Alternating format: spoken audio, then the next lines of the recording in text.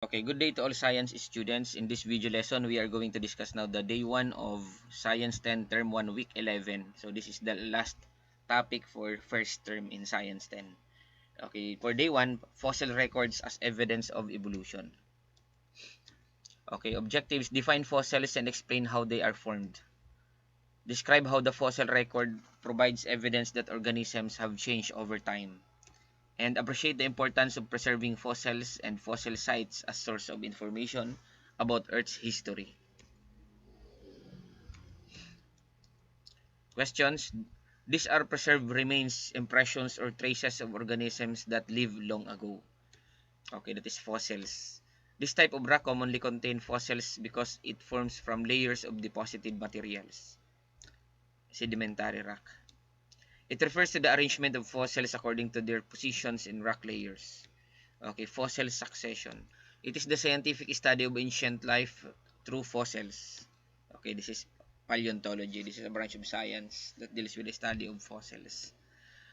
These are footprints, burrows, nests, and other signs of an organism's activity. Okay, trace fossils. It is a fossil that shows characteristics of both an ancestral group and its descendants. Okay, transitional fossil. It is the process of determining whether one fossil or rock layer is older or younger than another. Okay, relative dating. It is the principle stating that lower undisturbed rock layers are generally older than the layers above them. Okay, the law of superposition. It refers to all known fossils and their positions in rock formations. Okay, fossil records. It is the gradual change in inherited characteristics of populations over many generations. Or evolution. Okay, the fossils beneath the highway.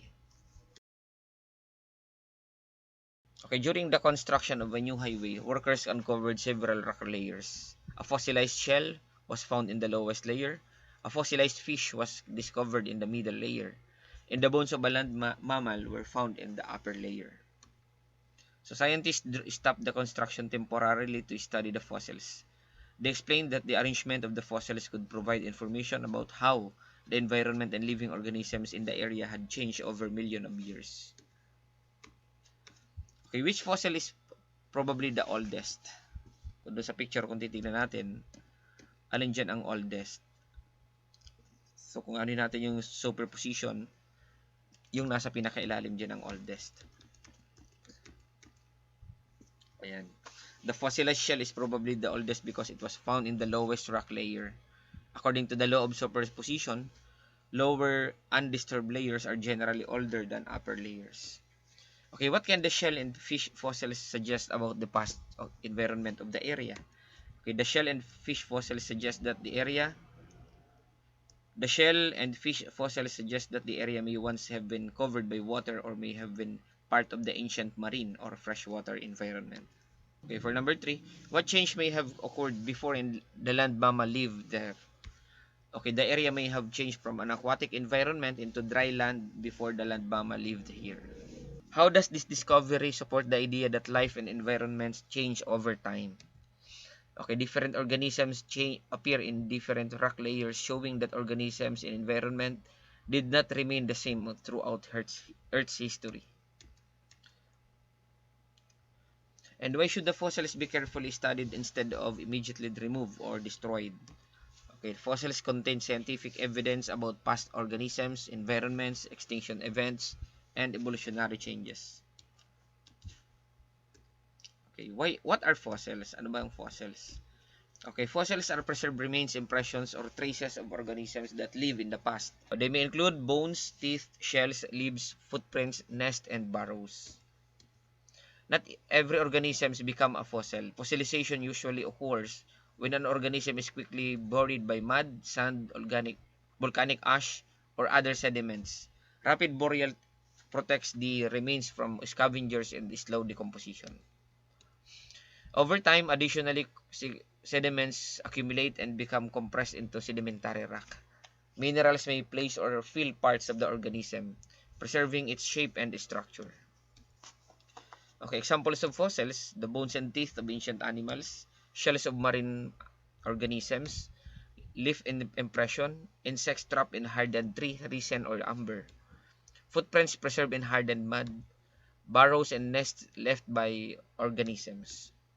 And the main type of fossils, okay, number one is the body fossils, are preserved parts of an organism's body. Examples include bones, teeth, shells, wood, and leaves. Okay, the trace fossil.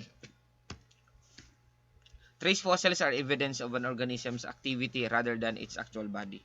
Examples include footprints, nests, burrows, bite marks, and fossilized waste.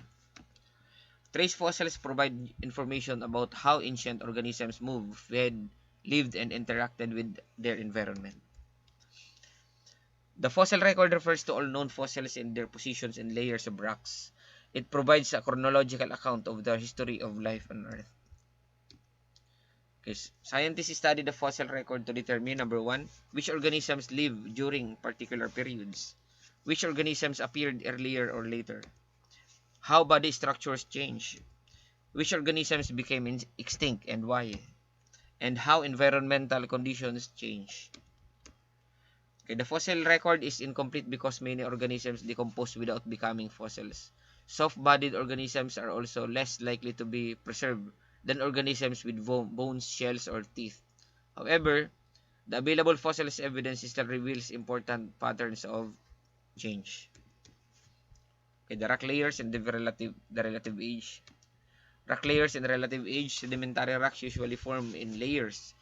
When the layers have not been disturbed, the law of superposition states that the lowest layer is generally the oldest, while the uppermost layer is the youngest. Okay, a fossil in the lowest layer is usually older than a fossil in the low layers above it. Fossils found in the same layer may have been lived during approximately the same geological period, and changes in the fossils from lower to upper layers may show changes in organisms over time. Relative dating determines whether a fossil is older or younger than another fossil. It does not provide the fossil's exact numerical age. Okay, the absolute dating. Absolute dating estimates the actual age of rocks or fossils in years. Scientists may use the predictable decay of radioactive elements to determine age. Carbon-14 dating may be used for relatively recent organic remains, while other radioactive elements are used for much older rocks. Combining relative and absolute dating allows scientists to arrange fossils in chronological order and estimate when organisms lived. Okay, the transitional fossils. Okay, transitional fossils possess characteristics of an ancestral group and a later group. They help scientists reconstruct how major groups of organisms change.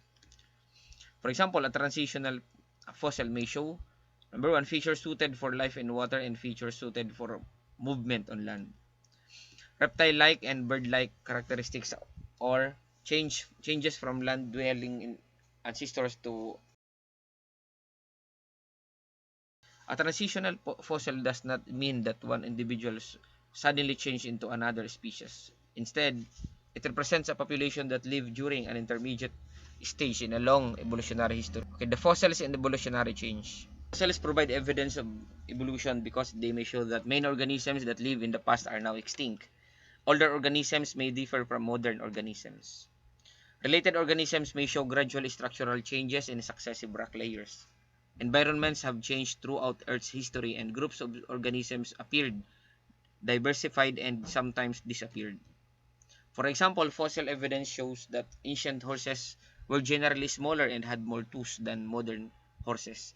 Over millions of years, horse populations developed longer legs, larger bodies in the single dominant hoof, suited for running on open grassland.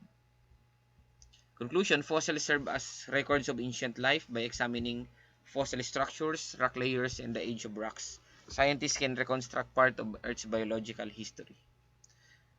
The appearance, change, and disappearance of organisms in the fossil record demonstrate that life has changed over long periods. Okay, let us answer.